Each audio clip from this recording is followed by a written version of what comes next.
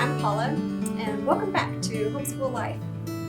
We're here to provide for you a place where you can have a conversation, where you can learn and grow and share and encourage each other.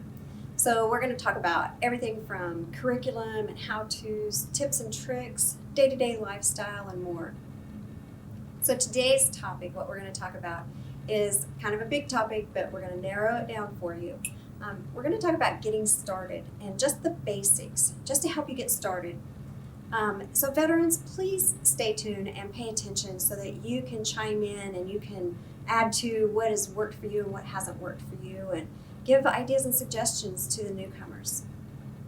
So no matter why you have decided to homeschool, you've made that decision, or you're still in the process of making that decision and you're doing a little bit of research and you're wondering, how do I even get started? So I'm hoping by the end of this that you will have some clues and you will have some gateways to get started with. I would say the first thing to do would be to pray for God's guidance and leading and wisdom. Just really lean on Him and do that throughout your entire school year as well. Now, another source that I would highly recommend is this book, Teaching from Rest. This is by Sarah Mackenzie, and this is a very popular book amongst homeschoolers. It's a very easy to read book. It has some pictures and nice, good size print, and it's a great book to go through one time and then just keep it and use it as a reference book as different things happen and occur throughout your years of homeschooling, that you'll be like, what did she say about that? And just go back and glean some more wisdom. So the next thing that you would need to do is get a planner. Now, your planner is kind of like your lifeline with homeschooling. This is where you're going to document everything that you and your children are doing so that you've got it for legal purposes. Also, you can use it for making transcripts when your children are at that age and stage. And also, it's just a great motivator too. Sometimes you might look back through your old planners and go, what did we do back then that seemed like such a great successful school year, or that topic, or whatever it might be, or helping somebody else with figuring out their schedule. So a few things that you're going to want to think about as you are starting to write out your schedule and your daily and weekly and monthly plan is to just note your family's natural rhythm. Okay, that will help you to determine your daily start time. Are you, the majority of you, early risers? Are you more later in the day? So whatever works for your family, there is no you have to start at this time for everybody. You just want to figure out what that best time is. Next, you're going to keep in mind, plan the harder subjects for each of your children during their peak learning time. And you'll know this because it's that time of day when they're the most alert, they're the most active, they're the most engaging with you. Plan their harder subject for that time. Now, you're going to want to plan and record your students' work and their lessons every day.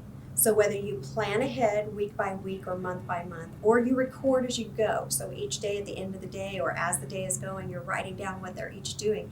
Make sure you do it each day, because if you don't, it will pile up, and it's harder to remember on Friday what all happened on Monday because you had 5 days worth of activities. Next, you're going to want to schedule your vacations and your holidays. Those are important. And then don't forget daily life. You know, things like housekeeping, meals, doctor appointments, and outside classes. Make sure that you include those in as well. Now, I just want to show you my favorite planner. You can use a variety of different kinds of planners. This is a simple plan, and this is for homeschoolers. So I'm just going to thumb through a little bit to show you. It's got nice big writing spaces, and it's got a yearly overview. You can use this for up to 6 students. You've got your daily and weekly schedules. There are note pages. You can fold this back on itself for ease of writing and reading.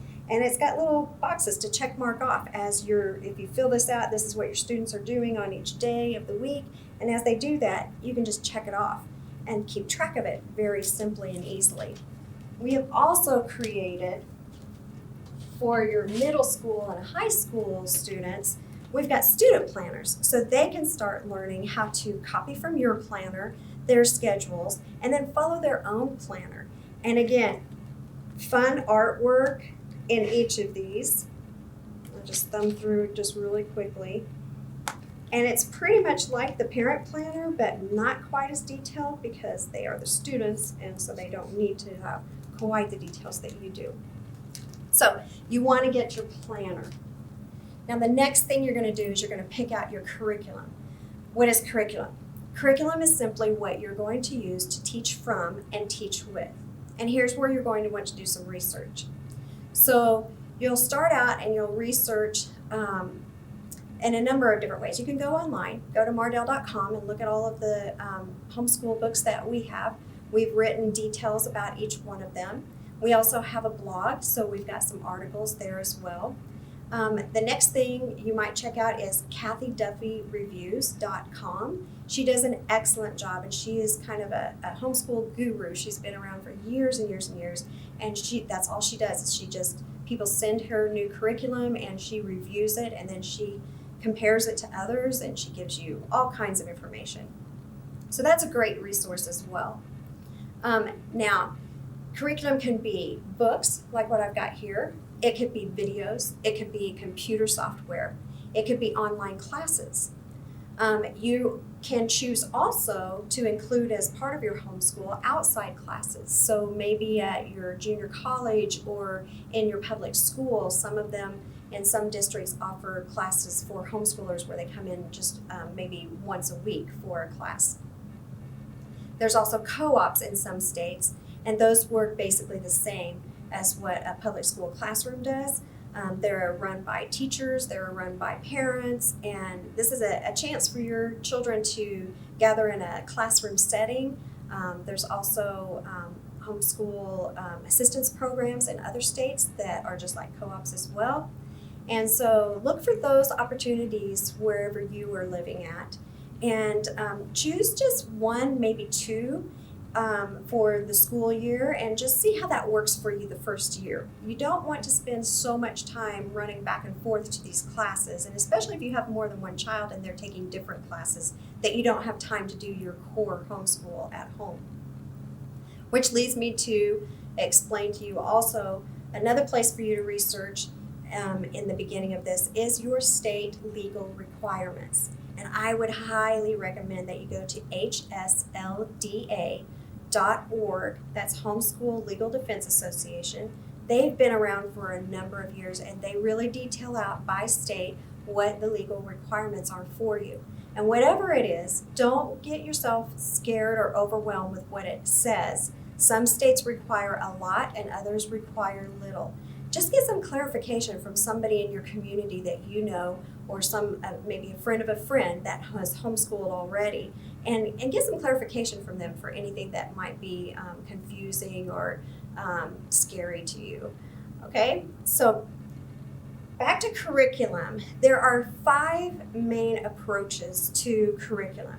So you have classical, you have traditional, you have Charlotte Mason / Ruth Beechick. You have unit studies, and what am I missing? I think that's it. So those are the kinds that you can start to get a feel for, do the research and see what kind of fits your character best, what kind of fits your lifestyle, your beliefs, your educational beliefs, and what is it that you want to instill in your family. So I'm going to go over a few of those with you, and I'm going to start with classical. So classical, to help you get started, here's a book that I recommend. This is Classical Christian Education Made Approachable.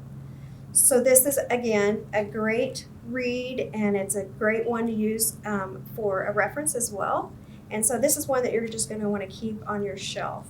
So classical education is more of the very ancient, traditional type of schooling. It's very structured with its academics, and some of the classical curriculum developers have great support groups and organized co-op classes, and some of them are nationwide. So that's something to check into as well if you're interested in this but you don't want to go it alone.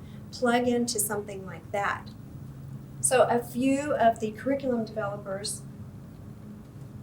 to point out to you, Classical Conversations. They've been around for a number of years, and they make workbooks, and they make things like these is classical acts and facts science cards, famous scientists. I've just pulled a wide selection of curriculum to show you the variety that is out there. This is Memora Press, and this is their Prima Latina Introduction to Latin. This is the student workbook. I hope you can see that a little bit. And then this is Classical Academic Press. They make Song School Spanish, Song School Latin, they make language arts, they make all the different subjects, and all of these classical curriculum developers do that as well. This is Song School Spanish. This happens to be the student and DVD set. So that is your classical. So traditional would be more like what you or your parents grew up with, going to school, going to a public or private school. So this is going to be more of your workbooks, and it's just sit down and do these workbooks, have the learning and then do it applicable in the workbooks, and take your tests and your quizzes and get grades. And so you can do this several different ways. Curriculum developers have created boxed sets, and some of these box sets will have your entire grade. So first grade in one box. So it will be first grade math, science, reading, phonics, it will be history. It will have it all in just one box. So you just buy the one box and you've got everything for your first grader, you're ready to go. Then there's other box sets, like I'm going to show you here. This is, here is Alpha Omega. They make some great box sets and workbooks as well.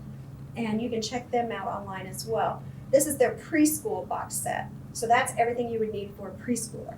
The other kind of box set would be more topical. So this is Bob Jones Press, and this is their world history. So this has the teacher book, the student work text, the student workbook, activity book, answer keys. This has everything needed to teach world history for your student. Or you can buy individual workbooks. Both of these companies make individual workbooks as well. Once you have your teacher book, you can use that with multiple children, but you will need to buy individual workbooks for each of them. So you can also, this is Master Books. They have been redeveloping and publishing a lot of great homeschool books. These are heavy. This is Elementary Algebra, and this is Harold Jacobs, who wrote this curriculum years ago, and Master Books has picked it up and they have updated it, and it's just a beautiful book.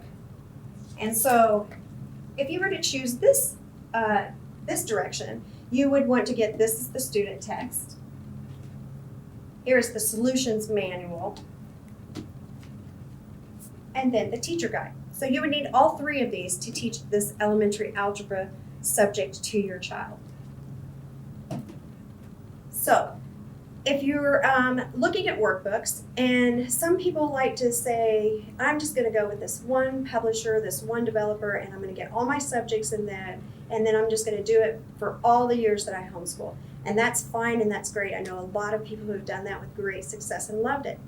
And then there's others who say, but I've heard so much about this, and I've heard so much about that. I'm just going to pull a little from here and there. And that's called eclectic homeschooling. That's really more along the lines of what I did. And so I just pulled a few of these for you. So like you might choose Spelling Power for your spelling. You might choose Math Mammoth for math. You might choose Apologia Science for science. And again, there's nothing wrong with this. It's just, again, how your character is. I continually was researching new curriculum. I was always wanting to see what was out there. And so it was just the way that we went.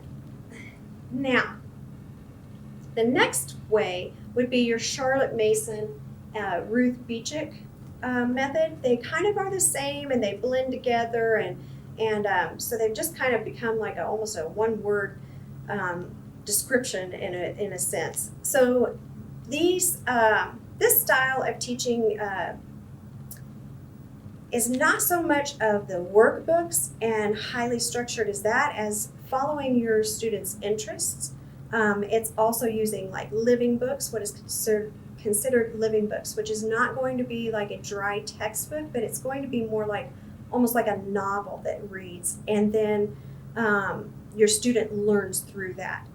Also, the nature notebooks are very popular with this style of teaching. And that's where you just get a notebook, take your child out for a walk in nature. It could be your backyard, it could be at the zoo, it could be at a park, it could be in your neighborhood. And you might give them like one thing to look for, something green, and they're going to find it. And in their nature notebook, they're going to draw that leaf or that bug, and then they're going to describe it. And then if they're old enough, they'll go back and they'll do a little bit of research on it. And in this way, they're learning about nature hands-on. So it's a very hands-on type of learning and study. So a book that I would highly suggest that you read if you're interested in this is the Charlotte Mason Companion. Charlotte Mason developed this type of teaching back in England many years ago. And when some Americans came across it and thought, she wrote volumes, and they thought they wanted to make this to be easier for people in today's time to understand and learn from and be able to use themselves. And so as a result, this is the Charlotte Mason Companion. And so again, another great book that is a reference book. You can read it straight through and glean a lot of knowledge. And then you can also just use it, keep it on your shelf, and refer to it once in a while. So some examples of some curriculum books that you might choose and use to go along with this style of teaching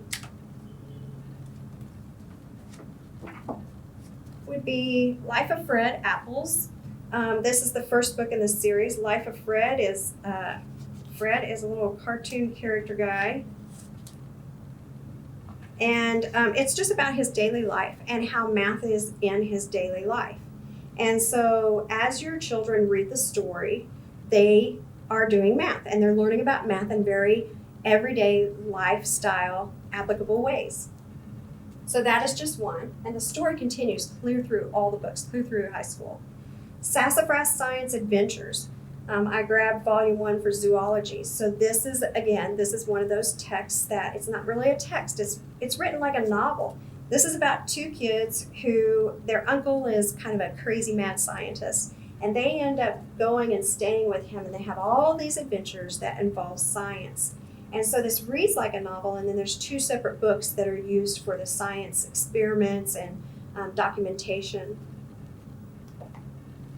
And then Christian Liberty Press has done a great job with these nature readers. Again, this is the kindergarten book. And so this has here it starts with A is for alligator. And it's just written kind of like a little story. But then there's little review questions for reading comprehension. And then now where B is for beetle. And so it's just very simple and applicable, and some children do much better with this kind of learning than they do with just a traditional or a classical learning. And so that's something else that you'll work towards discovering as you're teaching your children is what are their learning styles and how do they learn best. So another thing to talk about is unit studies. So unit studies is when you take one subject, let's say your child is interested in baseball, and you're going to teach all the other subjects around baseball. So math, science, art, history, all has to do with baseball. That really keeps that child's interest in this. And sometimes they'll be like doing things on their own, and so they become more of an independent learner. The other kind of unit study is where you're just going to take a topic. So maybe it's about money, or maybe it's about character training, or maybe it's about literature. And there are lots of different curriculums out there that will help come alongside this topic and help you just to be able to teach that one topic in this one way.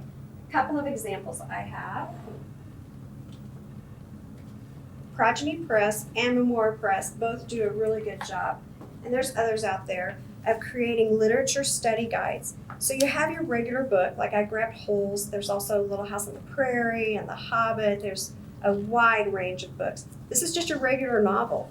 And so they read the novel, but each chapter has a corresponding chapter in the study guide for reading comprehension questions, activities. There might be some vocabulary words.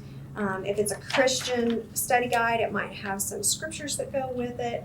And so this is a very helpful way to get some accountability for your child, to know that they've actually read this book, and also to teach them to have a love for reading, because they're going to learn for different things to look for, and they're going to develop their language arts skills as well. Another unit study you might consider is Dave Ramsey has written for all ages, starting with kindergarten clear up through high school. This is the high school. This is the teacher's DVD set. And here is Foundations in Personal Finance, the student book, which goes along with the DVD. And it just teaches a complete entire course. And I believe with this one, you get a half a credit, high school credit for taking this. And so this is another great unit study type of curriculum. The last, and I forgot to mention this one before, the last style of homeschooling is called unschooling, or also it's called relaxed homeschooling. It depends on where you're at and exactly what level you take it to. So this is where you just let your child pick and choose what they are interested in, and if they're interested in flowers, then they study the flowers outside. You might get them some books that have to do with flowers, or take them to the library and let them pick them out themselves. They might decide to take photographs and become great photographers. And so then once they're kind of onto something else, maybe it's basketball, and so now they're all about basketball. And so you just kind of go with the flow of whatever your child is interested in. It's a more relaxed schedule, so you might not start school at the same time every single day. But you do have to have some accountability. And again, back to the legal requirements of your state, you might have to be recording or putting together a portfolio to turn into your school district. You might just have to keep some papers aside that show and document that, yes, your child was really doing school. So those are the different curriculums. And also back to unschooling, a lot of people will supplement with a traditional textbook for like math, for maybe sometimes for history. But other than that, it could be a total book-free learning style. So off of curriculum and on to something else now. That was a lot. And another thing I want to say is try not to get overwhelmed. Try to talk to other people who have already been homeschooling and let them teach you some things. Glean from them. It's kind of like a grocery store. You don't go in there and buy everything that you see, and you're definitely not going to look at every single thing you see. So keep that in mind as you attend a homeschool convention, or you're talking with people, or you're researching online. In the very beginning, you might need to set yourself some time limits and only research for an hour at a time, and give your brain some space. It's a lot of information that you can get. All right, so let's talk about day-to-day homeschool lifestyle. You're going to want to balance your time each day. So you're going to need to allow time for preparing, eating, and cleaning up for meals. How about doing chores? And then also just some free time for everybody. Make sure that you can include some of these things. It's very easy to lose track of time, or the meals, chores, and free time end up just going on and on and on and take away from your homeschool time. So it's really good to get a dedicated schedule where you've included these things in, and everybody knows what's happening when and what's expected of them, and so that everything gets accomplished in each day's time. Which leads me to the next point, which is be realistic and not legalistic. I homeschooled for a number of years being very legalistic, and I about drove myself and my family crazy. And so there is a very balance of getting things done, but life happens. You may have a plumbing issue, you may have a serious illness in the family. There may be some crazy thing that happens with the weather. There may be a tornado come through your house, literally. So there are things that will happen in life that will take you off schedule a little bit, but keep in mind it would do that if your kids were public schooled as well. So talk to others, glean from them how they handle things, and match it to your family and your lifestyle. There are so many choices out there, so just pick and choose something and go with it.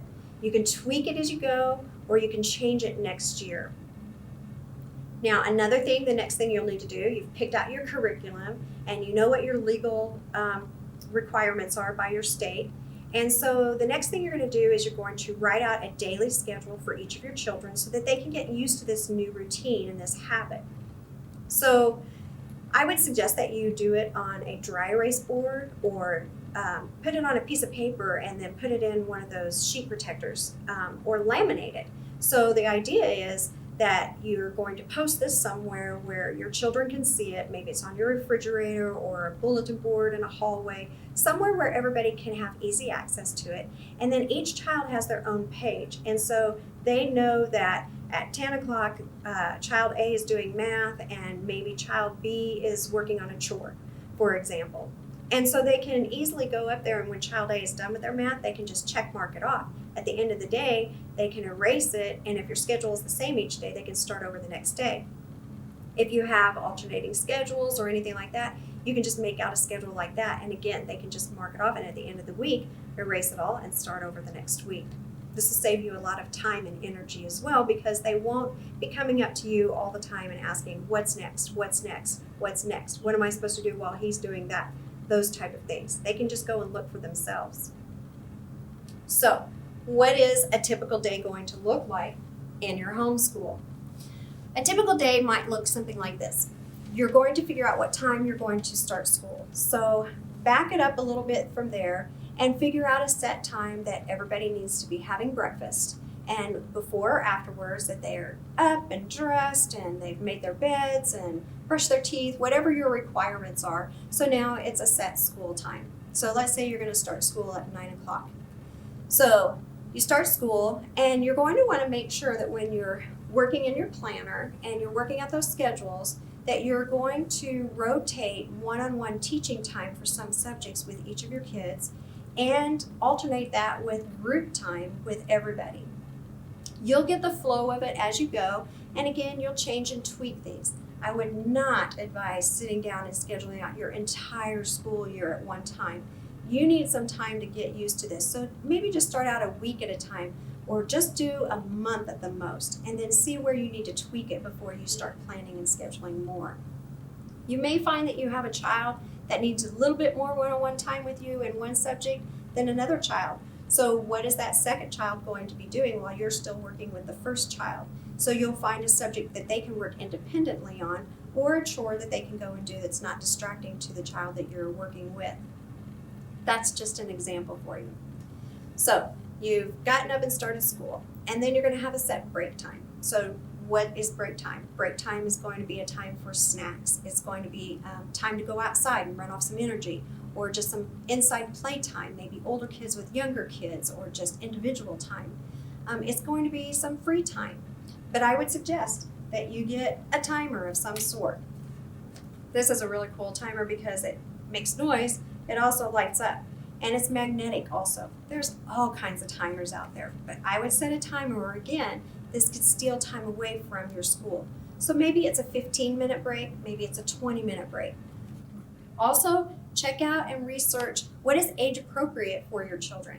Your kindergartner is not going to have as long of a school day as your 12th grader. And so you'll want to schedule appropriately for that as well. And maybe allow extra breaks for your younger children than your older children. So you've had a break, and now you go back to school. And you have school for a designated amount of time, designated amount of subjects. And now it's lunchtime. So who can help you with preparing for lunch? Who can help you with cleanup? Again, set a timer so that it doesn't steal time away from your school. Trust me, next thing you know, you've spent 2 hours because you got into some interesting conversation, you decided to make some bread or something, or some cookies, and so trust me, set a timer. Now you're going to go back to school and have school for a set amount of time, have another break, and give everybody a break, let them move around and let them get some fresh air. and then including yourself. And then complete school. Maybe you're done with school with your younger children, and so you complete it with your older, or your older children do some independent school while you're doing some grading papers or preparing for the next day or whatever it is that you need to be doing. So make sure that you note in your planner the work that was accomplished each day for each child and mark off the lessons as you go. So that's it in a nutshell. That was getting started, the basics. So again, that was not everything. And I hope that you will chime in and you will give some tips and tricks and some ideas that you experienced or have found successful for you, or even share the ones that didn't work for you. Because that's what homeschool lifestyle is all about. It's learning from each other. I hope this has helped. And I just really hope that you continue on this conversation. So be sure to check out Mardel.com for products that I have shared, products that I'm even wearing. I grabbed this men's t-shirt because I thought it was really cool, but it's very long on me. But we carry all kinds of cool t-shirts as well. So check out for products and also our blog for homeschool and lifestyle articles. Thank you for watching. Have a great day and enjoy your homeschool life. Bye for now.